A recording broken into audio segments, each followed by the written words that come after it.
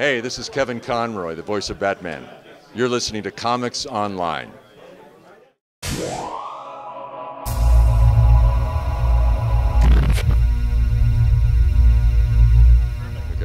I'm here with Kevin Conroy, the voice of Batman for Justice League Action. Kevin's been the voice of Batman for many years, for many 24 years. Many incarnations. Yes. What's different about Batman in this incarnation? Well, Batman doesn't change. Batman is very consistent. Batman has to be consistent. The fans of Batman are so devoted and so knowledgeable of the character. They seem to know more about him than I do. I mean, they're amazing. And they would know in a heartbeat if I was not being authentic, if I was not being consistent. So for me, the trick over 24 years has been to keep it fresh, to not let it get stale, to keep exploring the depths of that character. Because he's dark. He's a dark, tortured soul. Mm-hmm. And out of that, he pulls this incredible goodness. And that's what people find so inspiring. In this incarnation, I'm trying to be very, sincere and authentic with the character, but the writing has a little tweak of humor about it. There's a little comedy in this show, and I love it, and I think the audience is going to love it because, let's face it, all these superheroes, they're just set up for, if you just tweak them a little bit, there's a little bit of ridiculousness about the situation, you know what I mean? Of course. And we've all, in our, off time, joke about that, what a goof Superman can be, that kind of thing.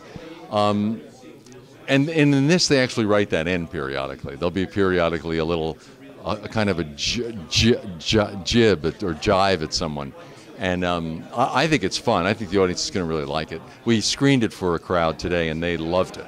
Awesome. So I think the reaction is going to be good. Because the producers are aware this is still an action show. It's still an adventure show. They're being true to that, but it's just like maybe 5% of it has this little more modern slant on the stories that have a little humor in them, and I think it's great. Considering it's 11-minute episodes for the format, does it change anything as far as the dynamics of what you guys can really do in that time frame? It's funny. You would think it would.